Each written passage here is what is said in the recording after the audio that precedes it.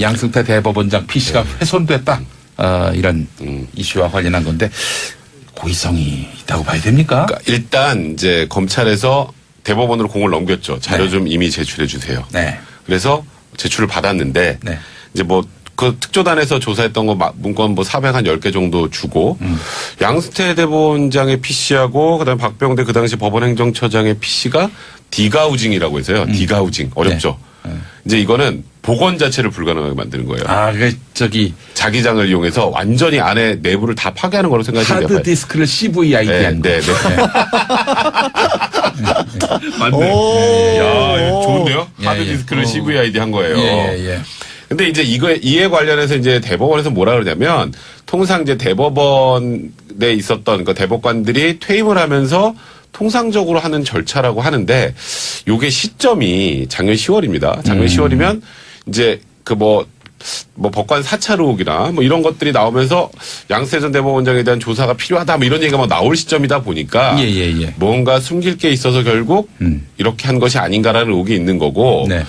이제 그러다 보니까 이제 검찰에 또 고민이 빠진 거예요. 이제 이게 지금 아마 지금 문자 보내시는 분들 대부분 아시겠지만 이게 이제 검찰에서 이제 압수수색 영장을 발부받아서 들어가서 이제 그 뭔가 가지고 나와야 되는데 지금 낸 거 가지고는 택도 없다는 입장이에요, 검찰은. 근데 이제 압수수색 영장을 청구하면 누가 결정하나요? 법원에서 결정하네요, 보니까. 네, 그러니까 이게 고민이 많아진 거예요. 그래서 아니 그래도 검찰이 법원에 대한 압수수색 영장을 냈는데 법원이 거부하면 그 압수수색 영장 그 판단하는 판사로서도 부담되지 않겠어요?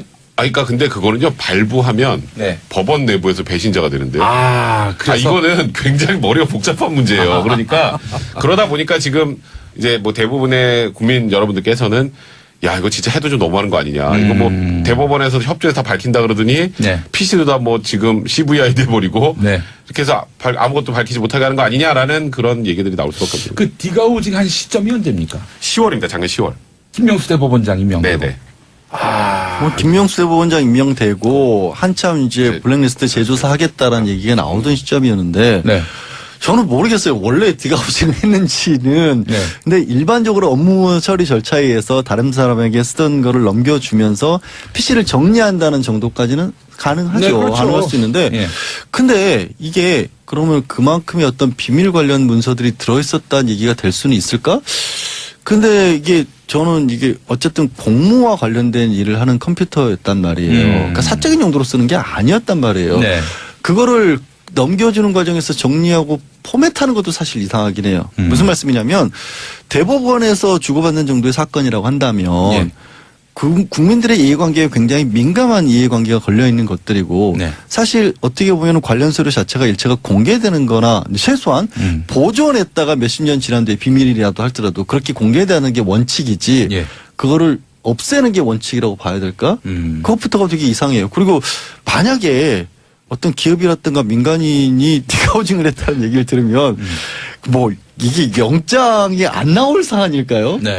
뭐 그 떳떳한 게 있으면 그 당시에 말씀드렸던 두 번째 조사가 이루어지는 과정이었기 때문에 떳떳한 게 있었다라면 떳떳하면 만약에 정말로 뭔가 아무것도 없었다 할지라도 그 문제 소지를 없애기 위해서라도 남겨뒀어야 되는 게 상식이거든요. 정말 상식하고는 아무 맥락이 없는 쪽으로 흘러갔던 것 같아요. 자 그렇다면 일단 검찰은 뭐 디가우징 했든 말든 껍데기 고찰이라도 달라는 거예요 지금. 뭐 복원해보겠다는 거예요. 디가우징하면 복원이 얼마나 되는지까지는 저는 모르겠어요 기술적으로는. 근데 뭐 복원이라도 하나라도 해보겠다는 거죠 검찰 입장에서. 뭐 하나 잡고 싶은 거죠. 왜냐하면 검찰 입장에서 그렇죠. 사실은 그러니까 사실은 그거 뭐 복원에 거기 아무것도 없을 가능성이 뭐가 있을지 모르죠. 저는 검찰이 원하는 핵심적인 건 없을 거라고 봐요. 왜냐하면 제일 중요한 게 재판 거래잖아요. 근데 아무래도 그 재판 거래 했다고 가정합시다. 예를 들어서 사법행정권 남용은 이미 나와 있는 거니까 재판 거래. 야 이거 판결을 이렇게 바꾸자. 이걸 문서로 남겨놨을 가능성은 낮잖아요. 바보도 그래 남겼겠습니까? 구두로 이렇게 했겠지. 그러니까 사실은 그게 예전에도 한번 얘기했지만 양승태 대법원장 전 대법원장의 그 컴퓨터 디가우징한 걸 100% 복원한다 하더라도 그 재판 거래의 유무를 판별할 수 있는 저는 핵심 증거 거기 없을 거라고 보는데 설사 재판을 했다고 하더라도 문서로 남기지 않았을 거라는 거죠.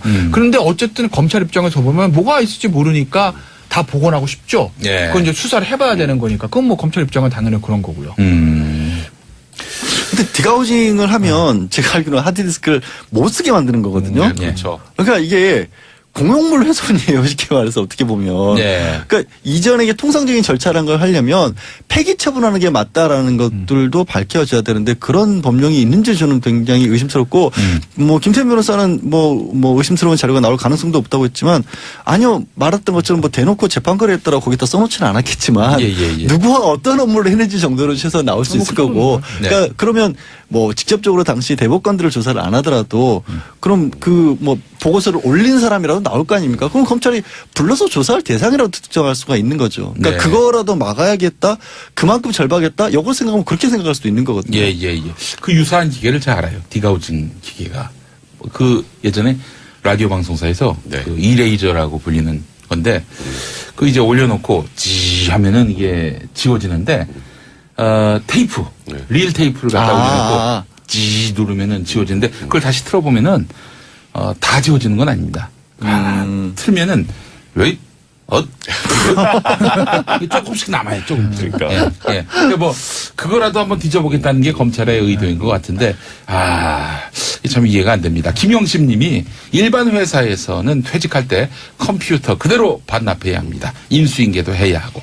아니, 그거 당연하죠. 여기는 일반 회사보다 더 엄격해야 될 것이고, 일반 회사라는 건 개인의 이익을 추구하기 위한 것인데, 공무원의 공무소라고 하는 것은 국민들이 맡겨놓은 물건인 거거든요. 그렇죠. 엄격히 따져서. 엄격히 따지면 그게 상식이잖아요. 근데 그걸 튀겨버렸다? 이건 튀긴 거거든요. 튀긴 거예요. 튀긴 거죠. 글자 그대로. 그 도저히 이해가 안 가는 상황이에요. 포맷을 했다면 이해가 가죠. 포맷을 했다면 전임자가 했던 일들 중에 그래도 이제 약간의 비밀 유지가 필요한 부분들은 그냥 포맷하면 그거는 우리가 아는 뭐 디지털 포렌식이 아니면 복원이 안 되니까. 근데 이제 디가우징이라는 거는 말 그대로 조금 전에 얘기하신 것처럼 튀겨버린 거거든요. 그러니까 아예 못 쓰게 만들어버린 건데 못 쓰게 만들어버릴 거면 버리죠 그냥. 왜 그냥 못 쓰게만 만듭니까? 그러니까 무언가 일단 뭐 아까 김태현 변호사 말했던 것처럼 재판 거래했다라는 내용이 그 안에 있진 않겠지만 굉장히 국민들이 봤을 때 불편한 내용들. 이제 뭐 예를 들어서 뭐 사찰이나 또 법관들 사찰이나 이런 거 관련된 내용의 지시 보고들이 있을 가능성은 있죠. 재판 거래와 관련한 직접적인 증거가 없더라도 다른 것들이 나중에 드러났을 때 굉장히 또 논란이 될 만한 것들. 최소한 그러면 그 업무 인수인계가 어떤 식으로 됐는지에 관한 자료라도 좀 넘겨줘야 되는 거 아닐까 싶어요. 뭐 어떤 서류들이 왔다 갔다 했었고 재판 거래 기록은 원래 법원 서류들 같은 경우는 다 저희도 보관하거든요. 의무적으로. 그런 거라도 남아있으면 그거라도 주면서 대신 이건 컴퓨터는 튀겼지만 출력해놓은 걸 보관해놓은 건 있다라고 그래서 줬을 텐데 그것도 안 준 것 같아요. 저는 하나 이제 궁금한 게 있어요. 지난번 그러니까 김명수 대법원장 하에서 디가우징 된 겁니다. 그죠? 그 이번에 김명수 대법원장이 다 서류를 다 협조할 거야 이렇게 본인이 얘기했어요. 근데 사실 협조가 잘 안 된 거잖아요. 검찰 입장에서 보면 이게 뭐냐라는 거죠. 그러니까 어쨌든 법원행정처란 조직은 대법원장이 바로 직속 기관이나 마찬가지입니다. 아주 쉽게 말씀드리면 청와대 비서실 같은 거죠. 쉽게 얘기하면 그렇잖아요. 일선 법 재판하는 업무가 아니라 굳이 이제 비교하자면 그 정도로 가깝다는 거죠. 김명수 대법원장이 지금 취임한 지가 한 1년이 됐잖아요. 그죠? 그러면 아직까지 김명수 대법원장이 법원행정실 아직 장악을 못한 건지. 왜냐면 대법원장의 말에서 볼 수 있는 의지하고 지금 반대로 가는 거니까. 실제로 지난번에 디가우징 했을 때도 김명수 대법원장 체제 아에서 디가우징이 된 겁니다. 그러니까 양승태 대법원장 퇴임하기 전에 빨리빨리 해 이러면 모를까. 그게 아니고 김명수 대법원장 하에서 디가우징 된 거 아니겠어요? 그래서 사실 이런 상황이 파악이 됐으면은 김명수 대법원장이 가장 분노를 해야 되는데 그걸 제가 저는 알 수가 없죠. 장악을 못한 건지 아니면 김명수 대법원장도 어차피 사법부 조직의 일원이니까 조직의 안정을 위해서 조금 주저하고 조금 조직을 보호하려고 하는 건지 그건 저는 사실 의문이에요. 그러니까 재판결에 관련된 의혹이 처음 나왔을 때 제가 이 자리에서 그런 말씀을 드렸을 거예요. 의도적으로 하지 않더라도 법원 구성상 어떻게 보면 뭐 지난 정권에 유리한 어떤 결론이 나올 수 있도록 체계가 지난 9년 동안 지난 10년 동안 만들어졌을 수 있다라는 얘기를 들었는데 그게 검찰이나 다른 공무 조직과 달리 법원은 이 의도적인 장악, 수장 한 사람이 바뀐다고 해서 모든 것들이 장악되고 이러기가 굉장히 어려운 구조예요. 근데 이걸 들어서 역설적으로 또 이제 법원에서는 지금 대법원 측에서 주장하고 있는 게 우리 법원은 이 법관들의 어떤 개인적인 어떤 것들이 지극히 존중되는 조직이기 때문에 장악이 불가능하다는 말도 하고 있는데 그게 좀 세분해서 나가야 될 필요가 있을 것 같아요. 대법원장이 작심을 하고 하급 심판사들을 장악하는 것과 실제 상층부의 법원 내 권력 조직이라고 하는 부분을 장악하는 부분하고는 또 다른데 김 변호사 얘기한 것처럼 그렇게 대법원장이 한 사람이 바뀌었다라고 해서 쉽게 장악이라는 게 되는 조직일까? 그건 저는 제가 의아해요. 그 말씀 왜 저도 이제 안 해봐서 모르는 건데 정확히 말씀드리면 일선 법관들한테까지 그게 안 가죠. 대법원장 하나 바뀌었다고 일선 법관들의 법관으로서 양심 어떻게 자주유지합니까? 그러니까 이게 대법원 예를 들어서 뭐 저기 뭐 저 지방에는 지원해서 일어난 일이라면 장악이 안 될 텐데 법원행정처거든요. 법원행정처는 대법원장이랑 밀접한 조직입니다. 대법원장 그 휘하에 있는 거 아니에요? 그렇죠. 그리고 요번에 김명수 대법원장이 착 취임하고 인사이동하면서 법원행정처에 있었던 기존 사람을 다 내버리고 새로 물갈이를 했다고요. 예. 물갈이를 했을 때는 당연히 본인과 코드가 맞는 사람들 할 수밖에 없어요. 법원행정처라는 조직 자체 특성상. 그렇기 때문에 저는 그럼에도 불구하고 법원행정처에서 이 수사에 협조가 안 됐다는 게 과연 무슨 시그널인지 그게 제가 판단을 못 하겠다는 거예요. 김명수 대법원장이 장악을 진짜 법원행정처를 일사불란하게 김명수 대법원장의 명이 먹히는 그런 조직으로 아직 세팅이 안 되는 건지 아니면 김명수 대법원장도 어쩔 수 없는 판사이다 보니까 몸을 좀 수그리는 건지. 그러니까 뭐 국민들은 기대하는 바가 뭐 검찰이 달라고 하는 자료 다 주겠다라고 한 약속 이행만이라도 제대로 하기를 바라고 있어요, 사실. 그러니까 그럼 결국에는 지금 상황은요. 그런 국민적인 기대 내지는 국민들이 가지고 있는 의혹 내지는 그런 여론들, 나빠진 여론 이런 것들이 긍정적으로 작용하기를 바랄 수밖에 없는 것 같아요. 그러니까 이것 자체가 검찰하고 법원이 자정 능력이 없다라는 게 한편, 그러니까 지금 상황 법원인 거죠. 한 번 더 드러난 거 아니겠습니까? 결국에는 지금 김명수 대법원장이 장악을 못했건 아니면 그 안에 김명수 대법원장으로서도 어쩔 수 없는 정도의 법원 내 기존 세력이 있든지 간에 그건 모르죠. 근데 안 돌아가고 있는 건 맞잖아요. 네. 그럼 손대야죠. 손대야 되는데 누가 손대야 될까요? 검찰 법원만으로 지금 안 되는 것 같잖아요. 어쨌든 그 디가우진 된 그 자료 뭐가 있었는지 모르지만 그것 때문에 이 수사는 어떤 결과가 나오든지 간에 뒷말이 남게 돼 있죠. 그러니까 만약에 이걸 다 봤는데 진짜 재판관이 없다. 그럼 완전히 클리어 되는 겁니다. 근데 검찰이 수사 결과 재판관이 없는 거 밝혀졌습니다. 그러면 또 반대하는 쪽에서는 야 이거 봐. 그 디가우진에서 못 밝힌 거 아니야. 이렇게 뒤끝이 남을 거고. 그죠? 네. 그리고 뭔가 있는데 정말 발견 못했다고 하면 그거 그대로 또 뒤끝이 남을 거고 그래서 어찌됐든 간 이 수사는 결과가 어떻게 나오든 간에 좀 네. 뒷말은 남게 생겼어요. 예. 완벽하게 다 들여다본 게 아니니까. 자, 이거 하나만 정리하고 넘어가죠. 이제 검찰이 해야 될 일이 무엇일까? 압수수색 해야 되는 거 아닙니까? 압수수색 해야죠. 영장 청구하는 쪽으로 갈 수밖에 없을 것 같아요. 그리고 법원이 그렇게 강조하듯이 법원 그 사법부 개개인의 판사의 판단을 존중하는 조직이라면 압수수색 영장 청구가 요건을 갖추고 있다면 발부를 해줘야죠. 네, 알겠습니다. 7432번 쓰시는 분, 국정농단도 남겨놓은 것이 없을 거라고 했지만 결국엔 다 나왔습니다. 진실을 찾아야 하겠죠. 라고 해주셨습니다. 만약에 정말로 뭔가 아무것도 없었다 할지라도 그 문제 소지를 없애기 위해서라도 남겨뒀어야 되는 게 상식이거든요. 네. 정말 상식하고는 아무 맥락이 없는 쪽으로 흘러갔던 것 같아요.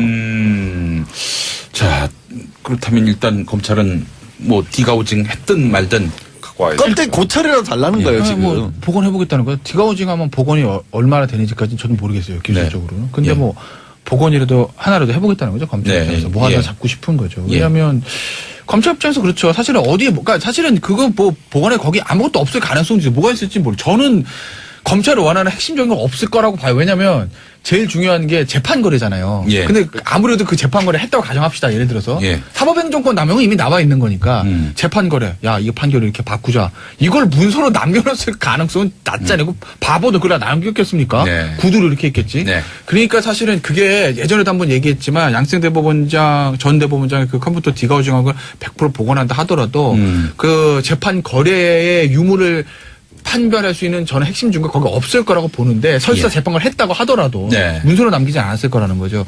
그런데 어쨌든 검찰 입장에서 보면 뭐가 있을지 양승태 대법원장 PC가 훼손됐다. 이런 이슈와 관련한 건데 고의성이 있다고 봐야 됩니까? 그러니까 일단 이제 검찰에서 대법원으로 공을 넘겼죠. 자료 네. 좀 이미 제출해 주세요. 네. 그래서 제출을 받았는데 네. 이제 뭐 그 특조단에서 조사했던 거 문건 뭐 410개 정도 주고 양승태 대법원장의 PC하고 그다음에 박병대 그 당시 법원행정처장의 PC가 디가우징이라고 해서요. 디가우징 어렵죠. 네. 이제 이거는 복원 자체를 불가능하게 만드는 거예요. 아, 그 저기 자기장을 이용해서 완전히 안에 내부를 다 파괴하는 거로 생각하시면 돼요. 하드 디스크를 CVID 네, 한 거. 네, 네. 맞네. 오. 야, 이거 좋은데요? 예, 하드 예. 디스크를 CVID 한 거예요. 예. 근데 이제 이에 관련해서 이제 대법원에서 뭐라 그러냐면 통상 이제 대법원에 있었던 그 대법관들이 퇴임을 하면서 통상적으로 하는 절차라고 하는데 요게 시점이 작년 10월입니다. 작년 10월이면 이제 그 뭐 법관 사찰 의혹이나 뭐 이런 것들이 나오면서 양승태 전 대법원장에 대한 조사가 필요하다 뭐 이런 얘기가 막 나올 시점이다 보니까 예. 뭔가 숨길 게 있어서 결국 이렇게 한 것이 아닌가라는 의혹이 있는 거고 네. 이제 그러다 보니까 이제 검찰에 또 고민이 빠진 거예요. 이제 이게 지금 아마 지금 문자 보내시는 분들 대부분 아시겠지만 예.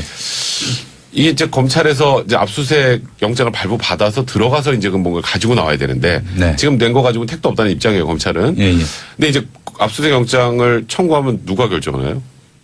법원에서 결정하네요, 보니까. 네, 그러니까 이게 고민이 많아진 거예요. 그래서 아니 그래도 검찰이 법원에 대한 압수수색 영장을 냈는데 법원이 거부하면 그 압수수색 영장 그 판단하는 판사로서도 부담되지 않겠어요?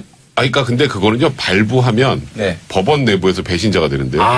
그래서 이거는 굉장히 머리가 복잡한 문제예요. 그러니까 그러다 보니까 지금 이제 뭐 대부분의 국민 여러분들께서는 야 이거 진짜 해도 좀 너무하는 거 아니냐. 이거 뭐 대법원에서 협조해서 다 밝힌다 그러더니 네. PC도 다 뭐 지금 CVI 돼버리고 네. 이렇게 해서 아무것도 밝히지 못하게 하는 거 아니냐라는 그런 얘기들이 나올 수밖에 없습니다. 그 디가우징 한 시점이 언제입니까? 10월입니다. 작년 10월.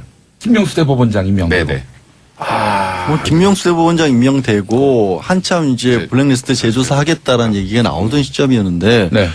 저는 모르겠어요. 원래 디가우징을 했는지는. 네. 근데 일반적으로 업무 처리 절차에 의해서 다른 사람에게 쓰던 거를 넘겨주면서 PC를 정리한다는 정도까지는 가능하죠. 네, 그렇죠. 가능할 수 있는데. 예. 근데 이게 그러면 그만큼의 어떤 비밀 관련 문서들이 들어있었다는 얘기가 될 수는 있을까? 근데 이게 저는 이게 어쨌든 공무와 관련된 일을 하는 컴퓨터였단 말이에요. 그러니까 사적인 용도로 쓰는 게 아니었단 말이에요. 네. 그거를 넘겨주는 과정에서 정리하고 포맷하는 것도 사실 이상하긴 해요. 무슨 말씀이냐면 대법원에서 주고받는 정도의 사건이라고 한다면 예. 국민들의 이해관계에 굉장히 민감한 이해관계가 걸려있는 것들이고 네. 사실 어떻게 보면 관련 서류 자체가 일체가 공개되는 거나 최소한 보존했다가 몇십 년 지난 뒤에 비밀이라도 할지라도 그렇게 공개되는 게 원칙이지 예. 그거를 없애는 게 원칙이라고 봐야 될까? 그것부터가 되게 이상해요. 그리고 만약에 어떤 기업이라든가 민간인이 디가우징을 했다는 얘기를 들으면 뭐 이게 영장이 안 나올 사안일까요? 네. 그 떳떳한 게 있으면 그 당시에 말씀드렸던 두 번째 조사가 이루어지는 과정이었기 때문에 네. 떳떳한 게 있었다라면 떳떳하면 만약 모르니까 다 복원하고 싶죠. 예. 그건 이제 수사를 해봐야 되는 거니까. 그건 뭐 검찰 입장은 당연히 그런 거고요. 근데 디가우징을 하면 제가 알기로는 하드디스크를 못 쓰게 만드는 거거든요. 네, 그렇죠. 그러니까 이게 공용물 훼손이에요. 쉽게 말해서 어떻게 보면. 네. 그러니까 이전에 이게 통상적인 절차라는 걸 하려면 폐기 처분하는 게 맞다라는 것들도 밝혀져야 되는데 그런 법령이 있는지 저는 굉장히 의심스럽고 뭐 김태현 변호사는 뭐 의심스러운 자료가 나올 가능성도 없다고 했지만 아니요 말했던 것처럼 뭐 대놓고 재판거래 했다라고 거기다 써놓지는 않았겠지만 예. 누구와 어떤 업무를 했는지 정도로 최소한 나올 수 있을 거고 네. 그러니까 그러면 뭐 직접적으로 당시 대법관들을 조사를 안 하더라도 그럼 그 뭐 보고서를 올린 사람이라도 나올 거 아닙니까? 그럼 검찰이 불러서 조사할 대상이라도 특정할 수가 있는 거죠. 그러니까 네. 그거라도 막아야겠다. 그만큼 절박했다. 역으로 생각하면 그렇게 생각할 수도 있는 거거든요. 예. 그 유사한 기계를 잘 알아요. 디가우징 기계가.